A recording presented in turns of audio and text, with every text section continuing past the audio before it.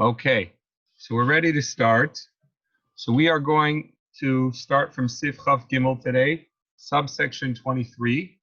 And in subsection 23, we will move our way on. When we hit 26, we'll switch the topics. So the first part, we'll go through just a few, just small topics. Each Sif has another little nakuda, a little point or two, which is worth elaborating on. Okay, let's share screens. Okay, I believe it's right here. Yeah. Okay, so last week you went through who is a proper based in, and why do we need to mention that? Because we said that if you need to evaluate the value of a loan, like if you need to sell the security, you need to have a based in to do that. However, you don't need to have, let's say, an official based in. All you need to do is just sell in front of three people that are kosher, that could be possibly able to do based in. They have to have, one of them has to be very knowledgeable in transactions and halacha. Okay, so now in 22, the topic is that you should be careful. Oh no, we did 22, I'm sorry, 23. In 23, it mentions about the importance how a spouse using the other spouse's belongings without permission is not allowed. Now, the context is actually starts out with another topic. It says that if somebody gave an uman means a person who is like a craftsman. So if a craftsman left over a vessel for a security, and he says that the owners gave him permission that he's allowed to use it as a security because I guess in a way he has that, they give him that rights that he has to it. So then he could use that as a security deposit for if he needs to borrow. So the craftsman says, hey, I have this phone that someone gave to me, and I'm going to use it and give it to you as a security for a loan that I need to take. That would be allowed, provided that he's certain and he tells you clearly that he, although it's not his, but he was given permission that he's even allowed to use it as a security. If he says it's his first, sir, then there would be no problem. We do believe people on their face value. If they say something, we don't have to assume that they're not telling the truth, unless there's real room for extra suspicion. But we don't have to make suspicion unless it's just openly presenting itself in our faces or so.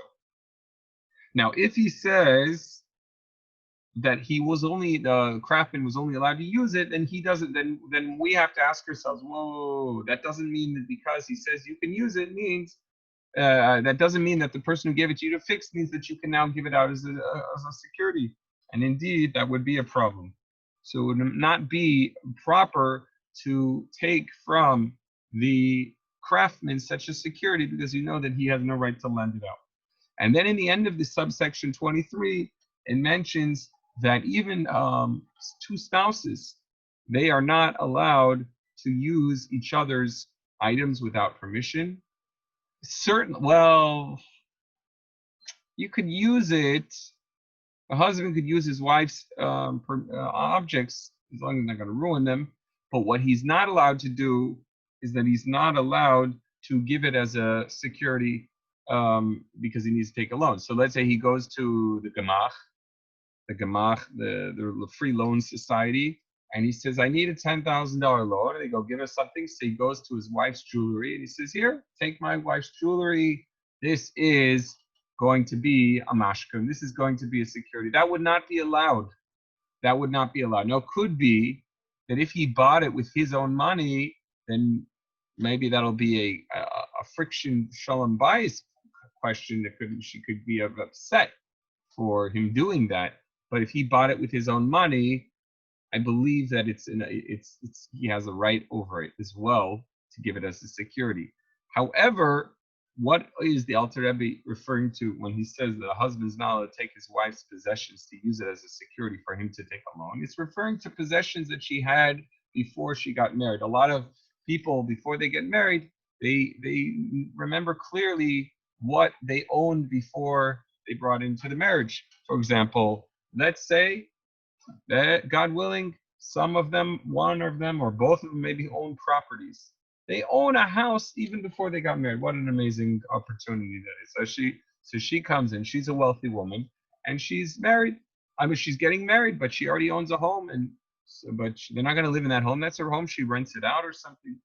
So the rule, halacha says, is that when the wife gets married, if she owned the property of possessions before the marriage, it remains hers.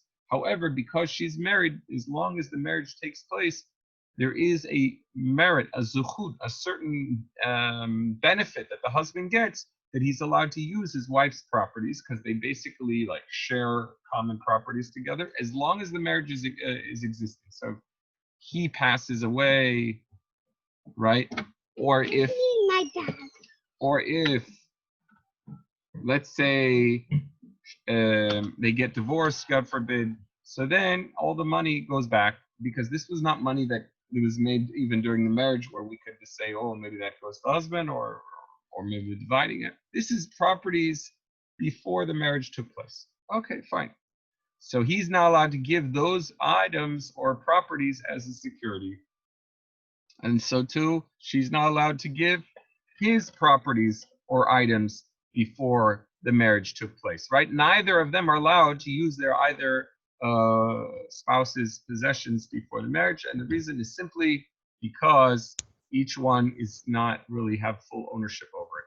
The husband has what's called fruits. This is what's brought in Shulchan Aruch and Ben Ezer in 81, where it says that the husband has certain rights to the payros. Payros is translated as the fruits. In other words, rental benefits of the wife's property attained prior to marriage. However, he does not own the body of the item. In other words, he can't say, I'm going to sell this and do what I want with it. It's hers. But in other words, she had a little property in Hawaii, and she was renting it out, Airbnb, and it makes $1,000 a month or whatever. So that $1,000 a month, he gets to benefit from.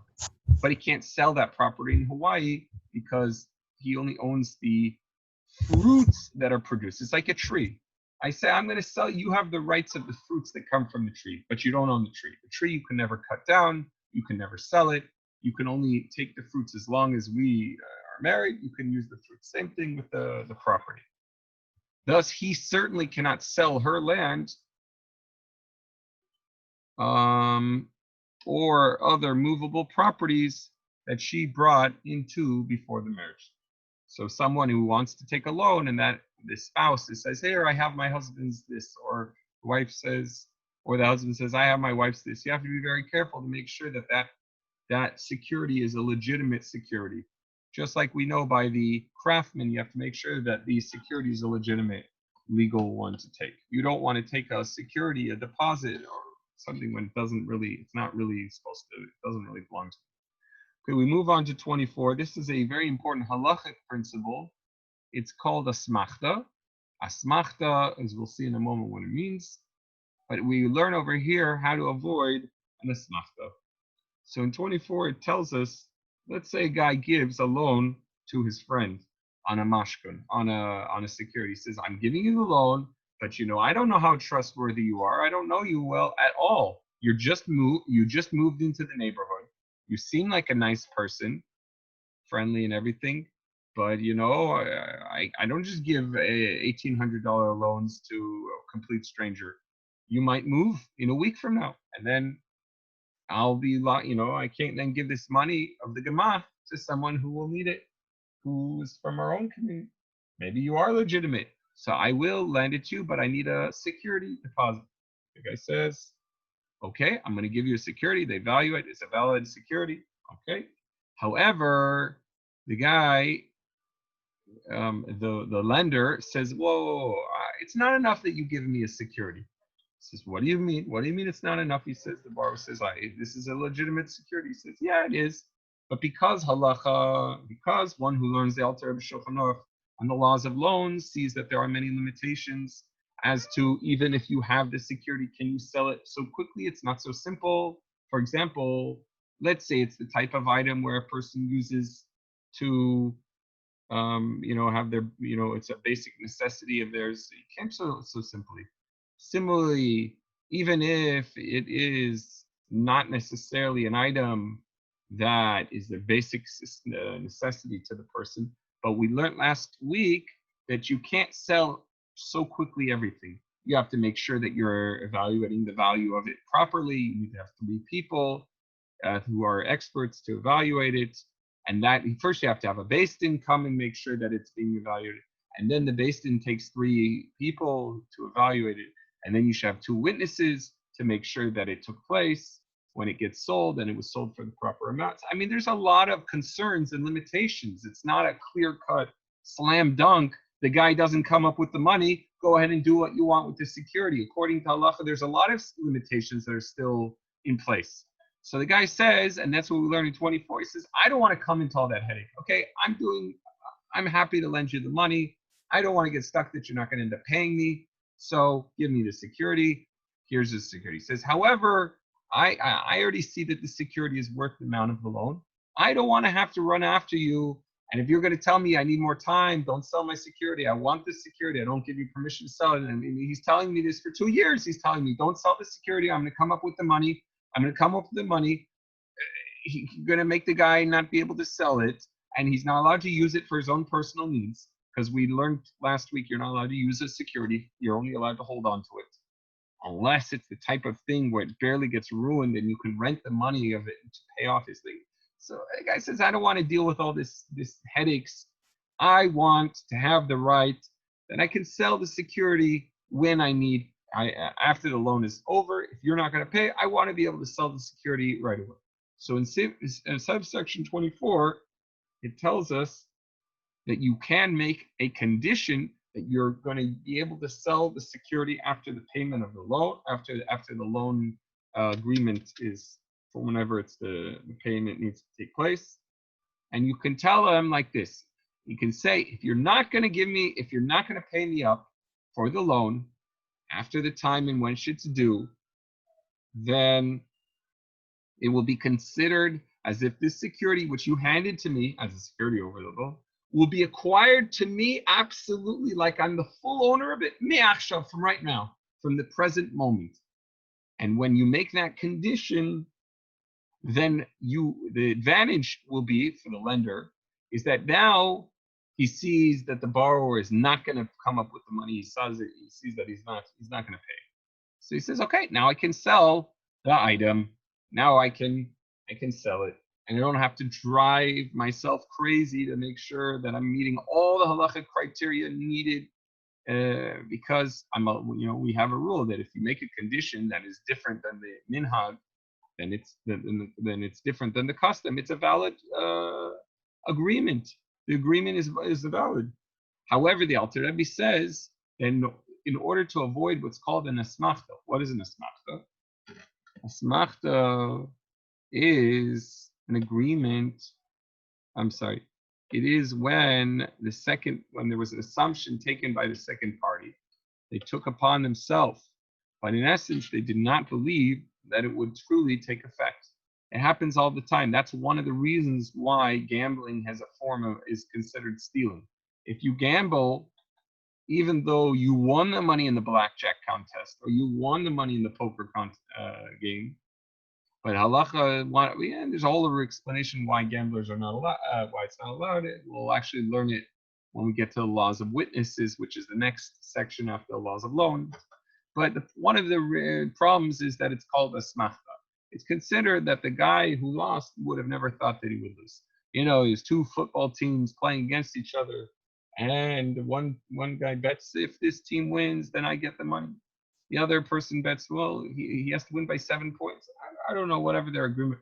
Each one, the reason they're making the bet is really they don't think they're going to lose, because nobody wants to just give money and waste it.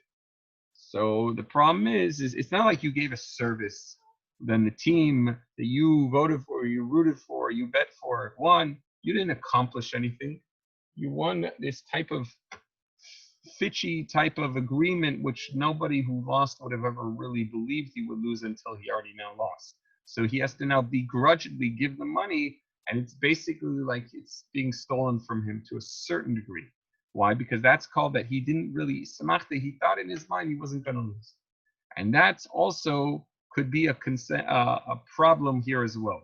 A person is going to give a loan to this stranger, And the stranger tells him, okay, you're asking me for a security. Here's the security. Now, in the mind of the borrower, he's saying to himself, I know, yeah, he tells me that he's allowed to sell my very valuable golden cup that I got from my great-grandfather. Okay, he tells me that he's going to sell it if I don't come up with the money, but I don't believe he would really do it, because even if for some reason I won't come up with the money, I'll tell him, please hold off. Do me a favor and hold off before you sell it. And eventually, if I don't come up with the money, I'll come up with the question. Guess what happens? If he doesn't come up with the money, and then meanwhile, the guy says, okay, I just sold your cup. He's like, what? You sold my cup? He says, yeah, that was our condition.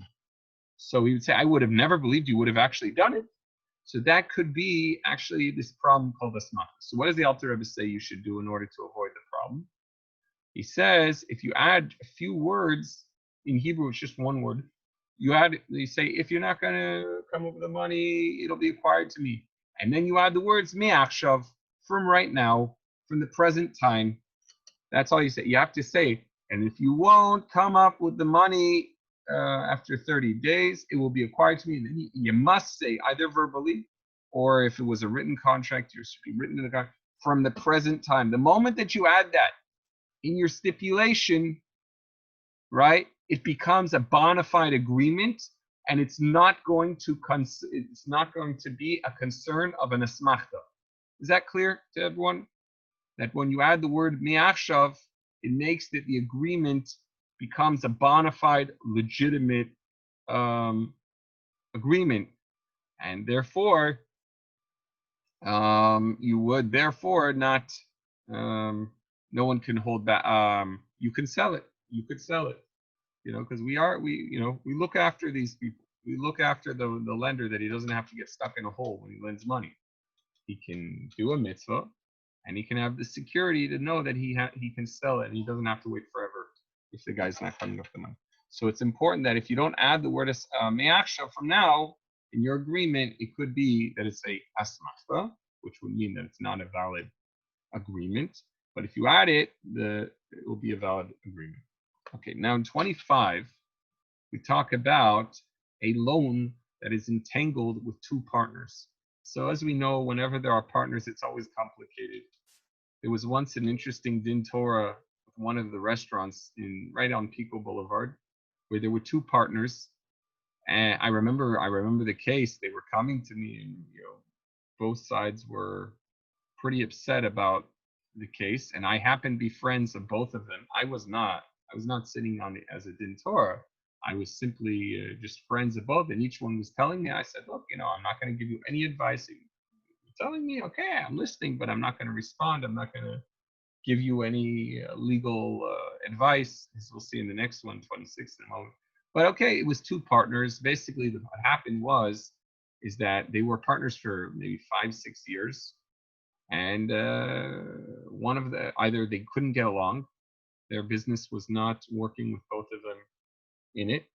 So they was like, so what do you do in those cases? So you say, you leave and I'll stay in the business. The other guy says, no, you leave and I'll stay in the business. So what do you do in that case? Big complication, especially when it's a business which might actually have a lot of profits that it's made in the past. So the halacha is generally that we tell the person, it's gotta be to your incentive. If you walk out of the business partnership, you have to be happy to walk out. So the guy's got to buy you off. In other words, you say, let's say it was a 50-50 ownership. So you say, okay, we have to figure out a number in which we both will agree, where it's strong enough to say, I'd rather walk out than continue this business. So if the guy says, okay, our business, I will pay you $1 million if you walk out of the business. He says, okay, fine. And you have no more claim on the business. Okay, fine. What if he's to say, no, $1 million, it's not worth it. I think it's worth $2 million. So he says, yeah, okay, I'll pay $2 million. Yeah, okay. Or what if he said, I'm only going to sell for $1 million.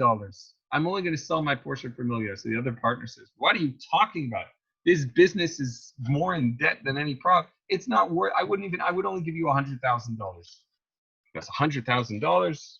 Okay, I'll take $100,000. I'll buy the bike. He says, no, it's 200. So basically, they make this. This is a Talmudic term which is called godo agud, which means that you buy it or you sell it. And they eventually, it's a brilliant systematic way in which both of them will come to some sort of agreement. So what happens when there was a loan from two partners, and one partner says, so two partners lent money to Reuven. Now partner A comes to Reuven and says, all right, pay back the loan. He says, so Reuven has to ask himself, am I paying partner A, and that'll be considered like I paid partner A and partner B? Or if I pay partner A, maybe partner B will say, hey, you only paid partner A and you paid him my share, and I'm not in agreement that you should have given that to him. You have to pay me separately. These are questions you have to ask. You can't assume anything. So the Alter Rebbe goes on to say that generally speaking, you need to be very, very clear as to what the partner, is he representing himself, his portion of it? Does he have 50% ownership, 20% ownership, whatever? And you need to make sure that you're not going to pay him in a way where you've overpaid a certain person, and then the other partner is going to say, well, you only paid his portion, and I also was part of the loan, and you have to pay me some. He's like, what? I have to pay double the amount? He says, you should not pay the whole thing to him. So we don't want any of these complications to come at you. So Alter Rebbe basically says you have to look very careful that there's no arguments between the partners if you're paying back one partner alone. Interestingly, the Shach was a famous commentator on the Shulchan Aruch, the big one, in chapter 77, subsection Sif 23. So he was from Poland. He passed away at the young age of 41, and it's interesting. He was considered the Gadol Ador of his generation. Allah is like, he was before the times of the Alter Rebbe, and he has commentary on the Choshen Mishpat section of the Shulchan Aruch. He has also on Yoredea. He doesn't have on Orach Chaim. He does not have on Ebenezer, but he has on Yoredea and Choshen Mishpat.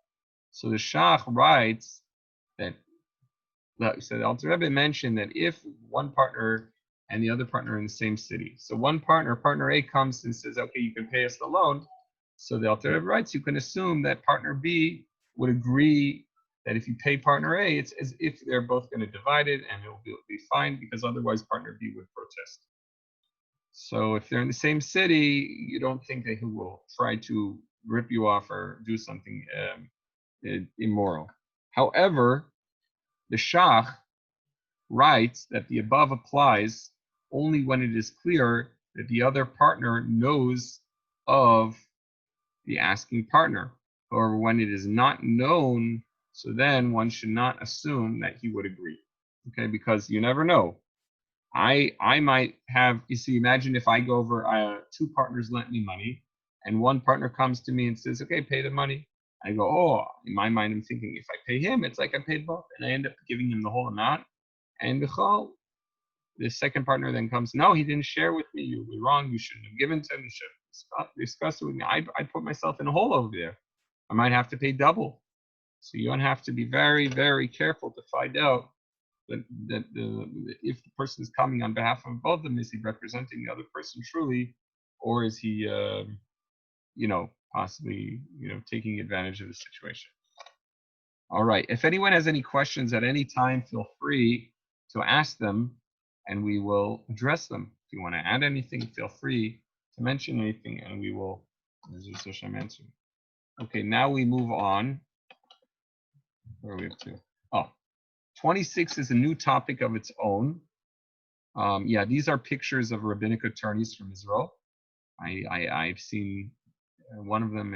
These are their advertisements. So 26, if you look in the Alter Rebbe Shulchan Aruch, it says as follows: they quote a pasuk, "Asher lo tov asa b'soch ama." He did that which is not good among his people. This is a pasuk in Yechezkel, interestingly, 18:18. So over there, it's referring to something that was done improper. The Rebbe says, quotes from the Gemara. The Gemara is in Shavuos 31a. It says, what is this improper thing? Asher lo tov asa b'soch ama. He did something improper in his nation. What did he do wrong?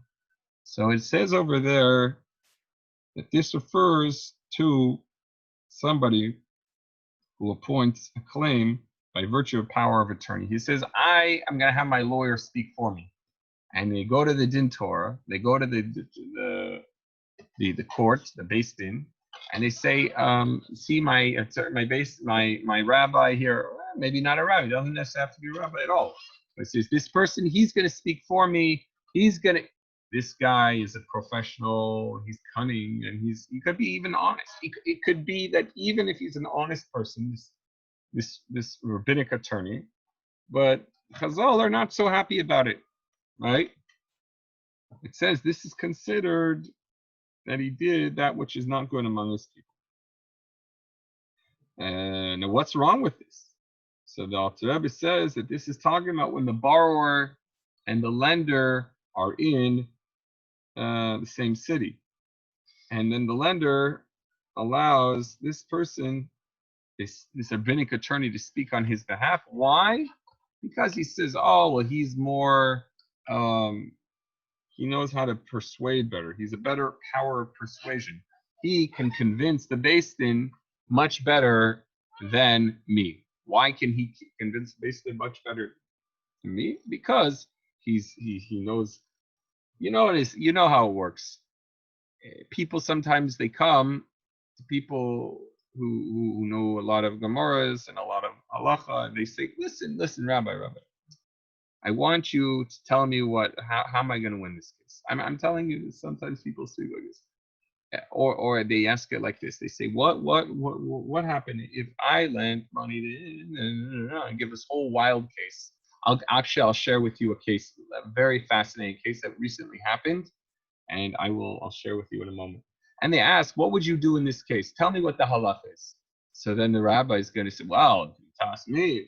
The halach is you don't have to pay the guy. The way the guy tells the story, hey, he stole from this money, and then do I need to pay him? So then the rabbi says, no, you don't need to pay him. He's a guy's a ganef, he's a thief. This is forbidden for a rabbi to answer a person when they're asking them halachic questions that have to do with money and that are to do with other people, because there are all types of concerns. One, the biggest concern is that, first of all, maybe the details, the way they're being told over to the rabbi, are one-sided.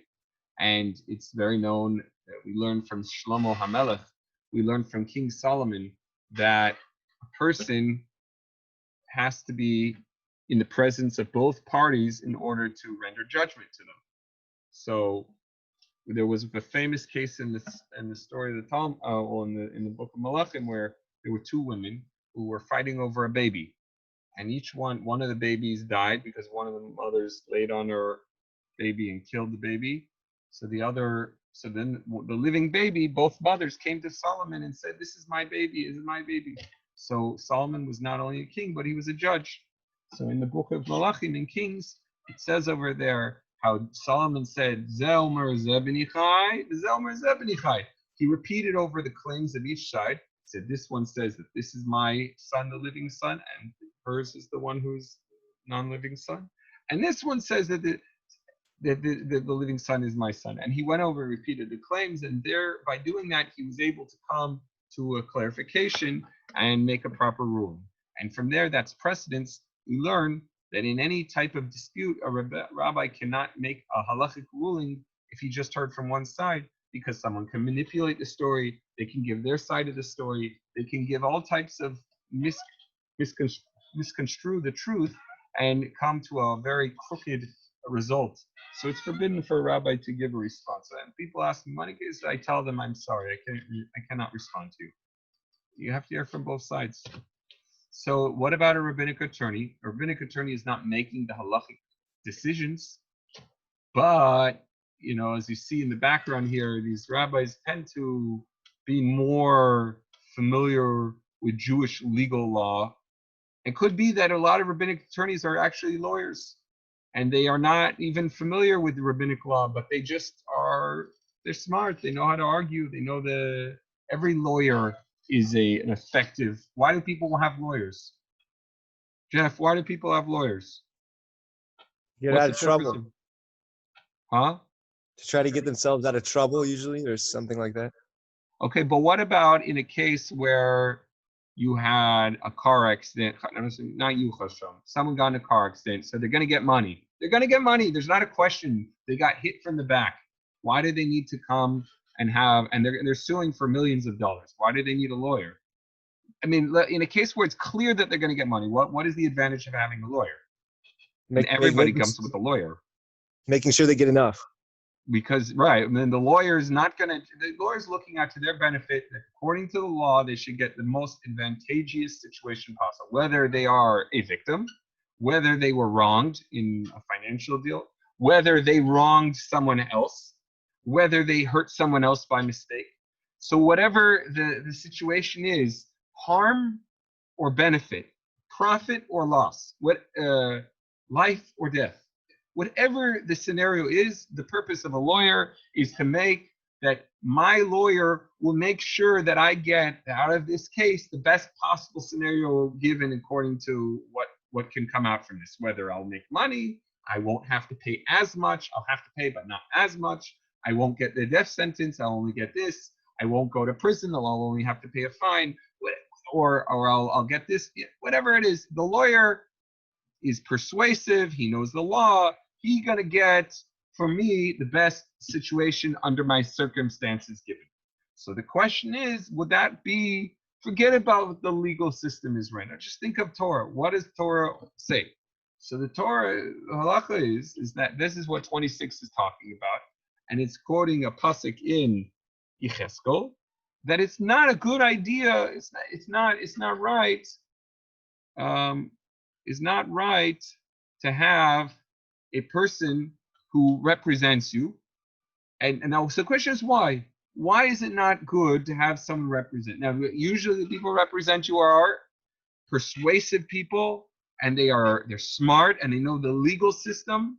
It could be that it's only a dispute of a legal law, a secular law, but sometimes secular laws can also play themselves in a din Torah, 100%.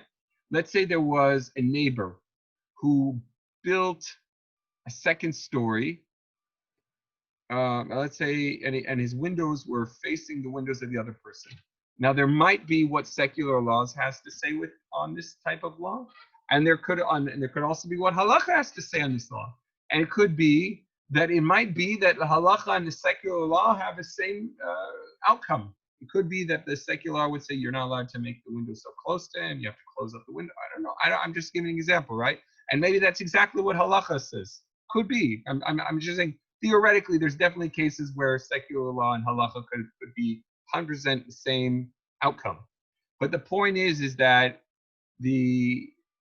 if you have a lawyer or somebody speaking on your behalf, here's what could be the concerns. We are concerned, and this is the problem in the halacha of having them, is that the expert, we'll call him, the rabbinic attorney, the lawyer, right? They maybe will be dishonest. It's true, a lawyer does have a certain bar standards that they have to keep to a certain. They could lose their license if they lie, but unfortunately, even under the secular law, there's a lot of things which are not ethical, but yet they're allowed in the secular system. Like, for example, if a lawyer knows for sure that his client killed somebody, if I'm not mistaken, Moshe or Jeff, you can correct me if I'm wrong, but if the person does not want to say, the lawyer is not allowed to say either. Now, whether or not you could punish someone based on just what he told you, that's another topic. But I'm just telling you that in theory, the system of a lawyer, according to the privilege of a representative, it doesn't mean that it's so 100% ethical.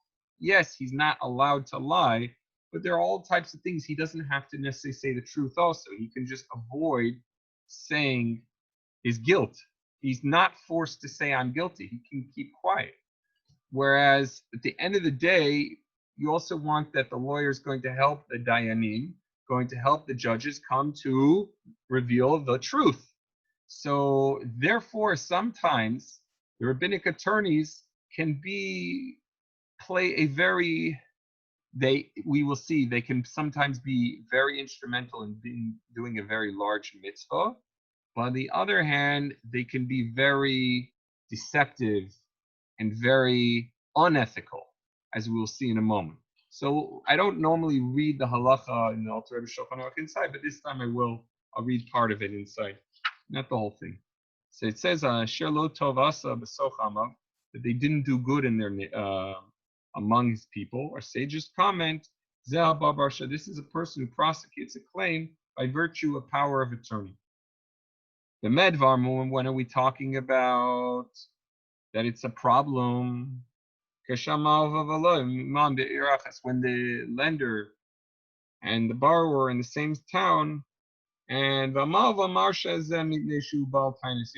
the lender brings a professional, an attorney we'll call him, because the attorney has a better power of persuasion. He knows all the rules of the book, and he knows how to get the maximum amount of money, even if he's telling only the truth. But he knows the tricks of the trade, as they say.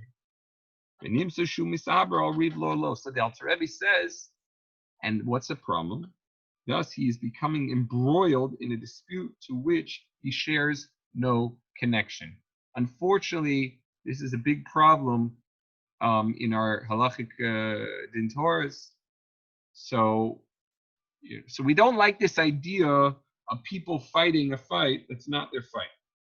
Sometimes people will ask me to help them out, and then I see that if I help them out, yeah, but the problem is I'm also hurting whoever they're going against. Sometimes in divorce cases, I have people contact me to try to see what I can do to help. Okay, they need. The problem is that if I'm helping this person, he wants a custody issue or a money issue. The more I help one side, it could be that I'm hurting the other person who I'm not speaking with. So that this is a bit of a problem, right? So that's what the Alter Rebbe says is the problem. We don't like people starting fights that are not your fight. We like to have the two people who have a dispute make their dispute in front of the Beis Din. That's it, right? Okay, we're going to see this is not so simple because this will lead into a lot of legal problems, as we'll see in a moment, right? And ethical problems. The Alter Rebbe says, what if the borrower was in another town? Okay, so now they do a din Torah in the town of far out, and the lender can't go there. He's not able to travel. He has business in his own time. So he sends someone in his place, even if he pays that person, to dispute in the Beis Din with the other person. That's okay, because he's unable to be there, so he hired someone who sat down with him and he explained all the cases and he brought him all the proofs, and that guy is fighting it out in Beis Din with him. It's allowed because the other person wouldn't be able to show up himself. Again, when he's unable to show up. So then the Alter Rebbe says, in that case, the attorney will call him. The Marsha is translated as the power of attorney is doing a mitzvah in that case because he's saving the other person. He's saving the person who's being exploited from somebody who's abusing him. Because ultimately, there are going to be tough people and weak people. There's sometimes bosses, these big, strong bosses. I don't mean physically strong. I mean that they know they're rich and they're influential, and sometimes they can fire someone unfairly, or they can take advantage of someone unfairly, or they can they're smart and they hired this 19-year-old person who's not experienced and he doesn't know his rights and he's being taken advantage of.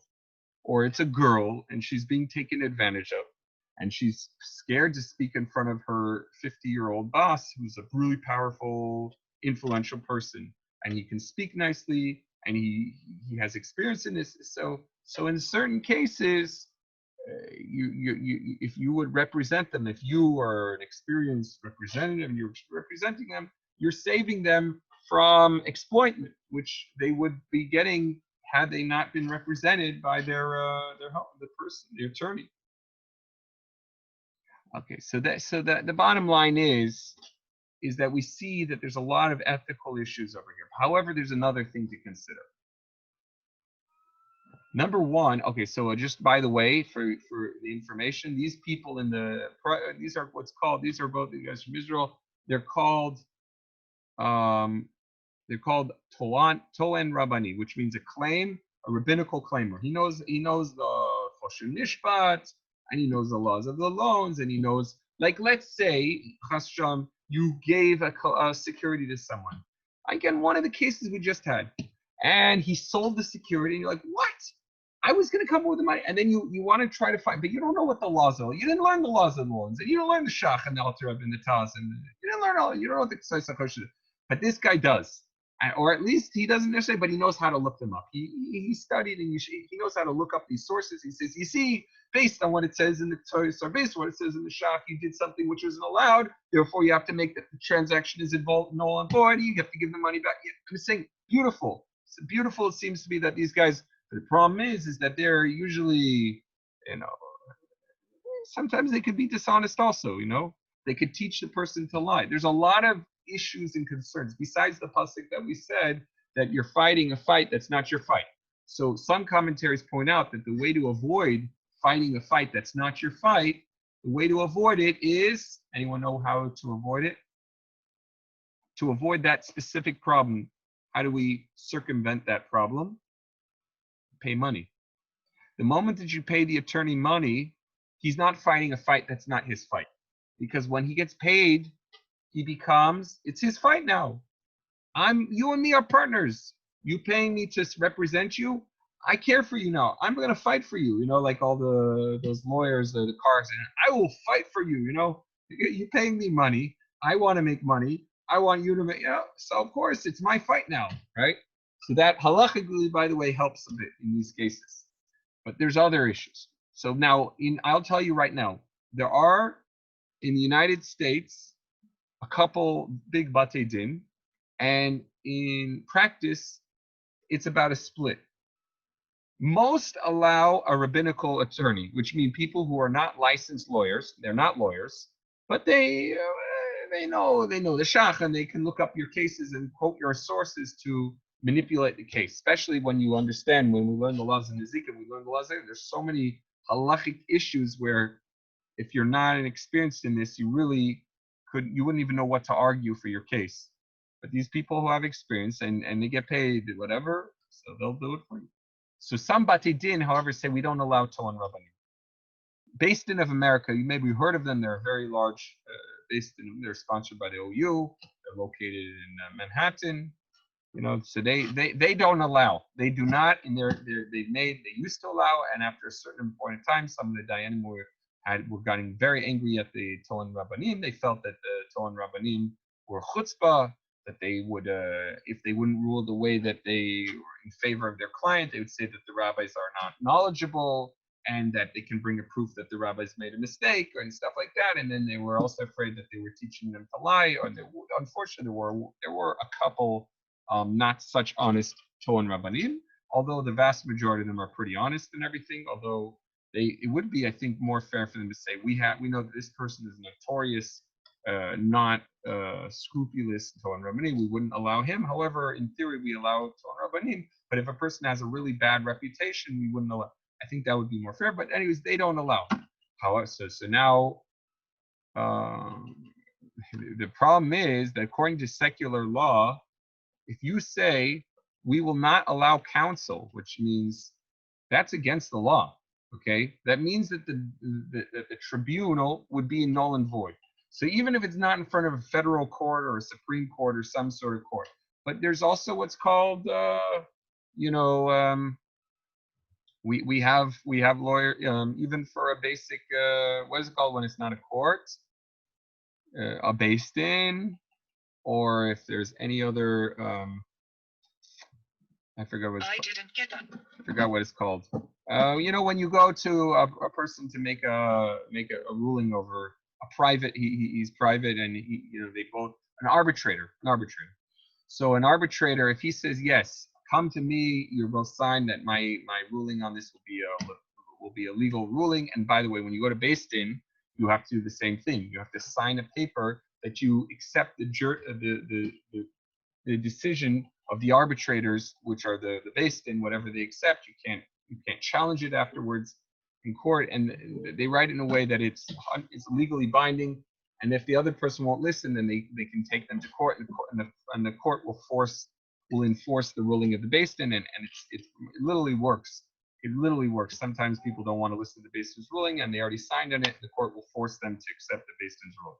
So now, one of the laws is that if a arbitrator or a Beis Din says you can't bring a lawyer, we would say that that's against the law, and they will throw the case out because it's against.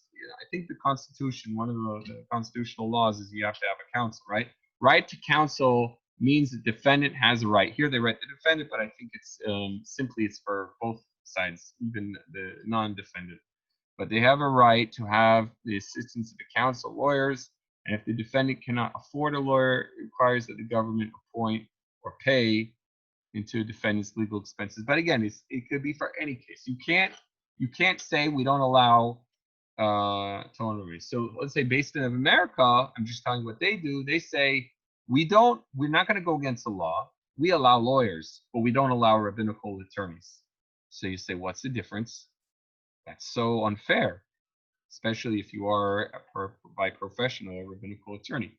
So they say it's very simple, because they say we understand that an attorney is able to help. Imagine this 18-year-old girl gets fired unfairly, where she was taken advantage by this 55-year-old, millionaire guy. Okay, she's not going to have a lawyer. She really probably will not do well presenting herself or representing herself. She'll feel intimidated, so she needs a lawyer, right? That's like the classic example, right?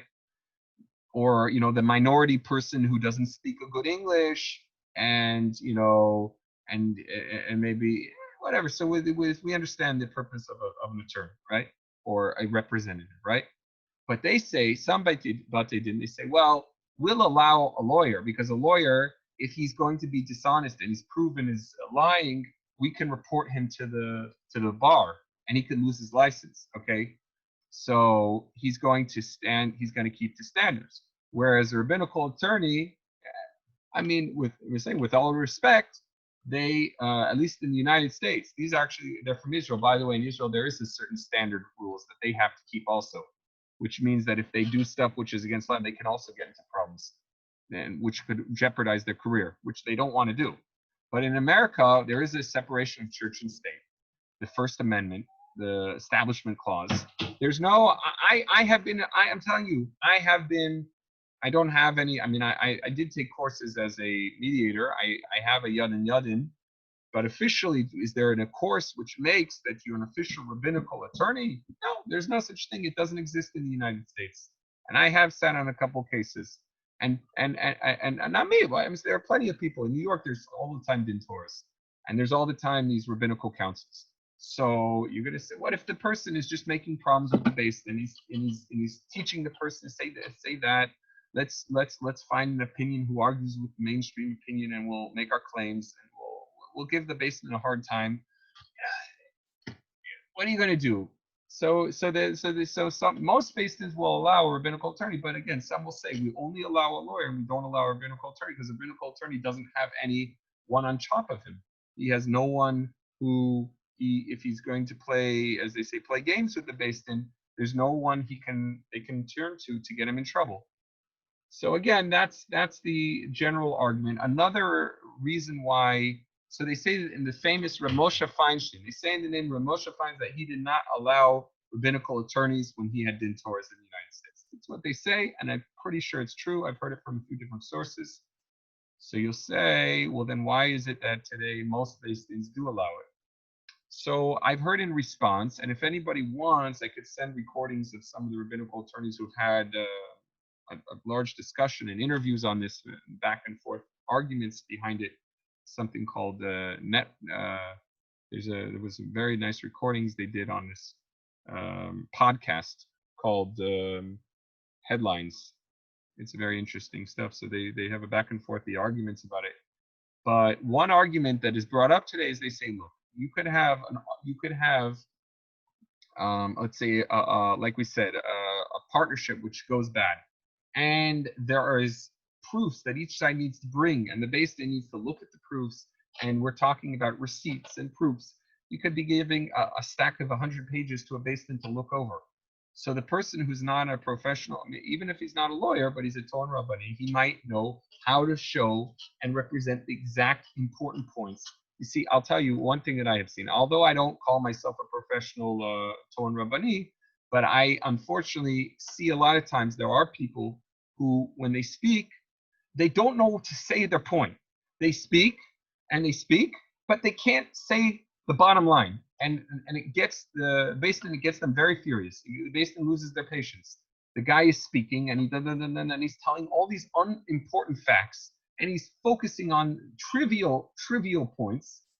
Meanwhile, it takes him forever to get to the bottom line.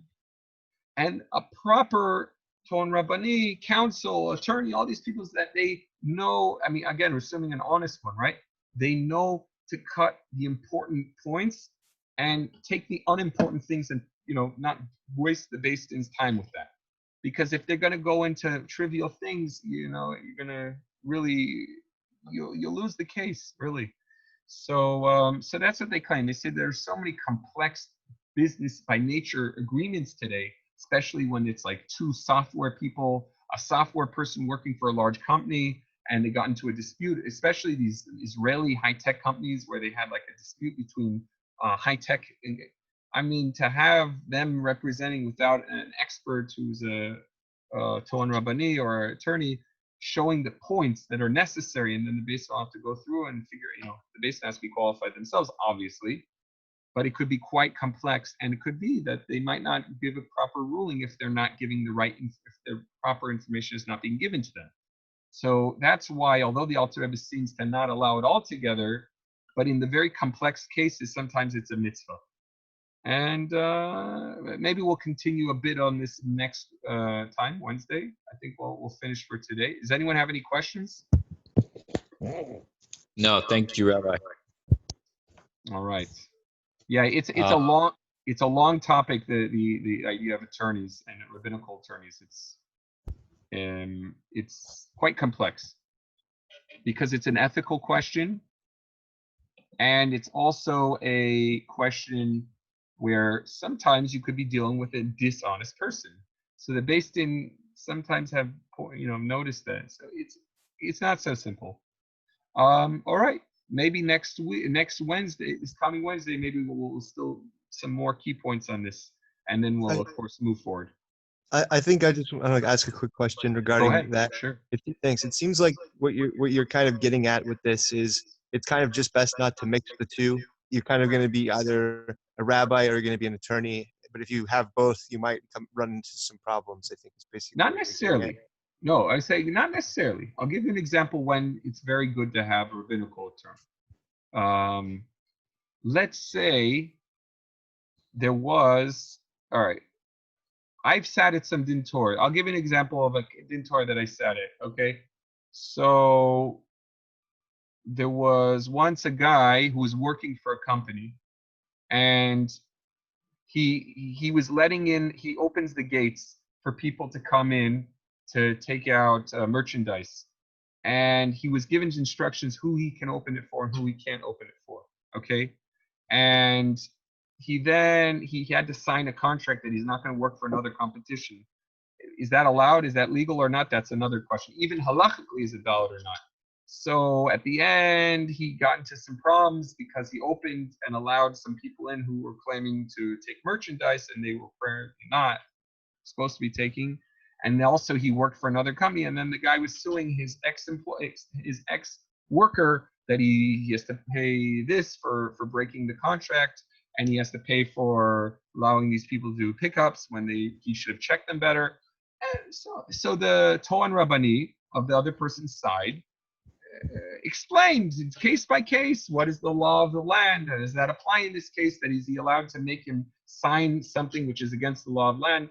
I don't know if there's such a legal thing that you can tell someone they're not allowed to open their own business if they learn the insides of the trade. He was going through that, then he was going through why the person was allowed to open the gate in this case.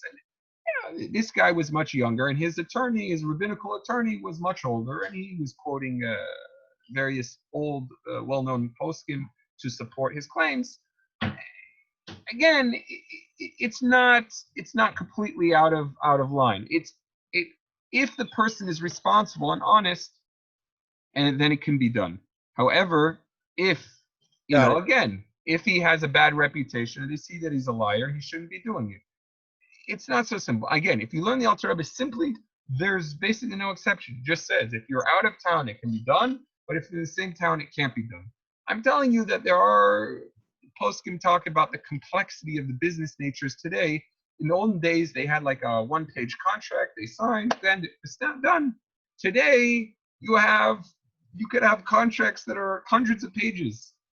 I'm just saying that it's 100%. There are complex. The nature of business today and computers, and so it's not so simple. But in general, it's a gray area in halacha. So some beis dins from their experience made their own clauses. But if they say we don't allow, if a guy says I don't have a lawyer because I can't afford, but I can afford a rabbinical attorney, and they say we won't allow, that could be against the law.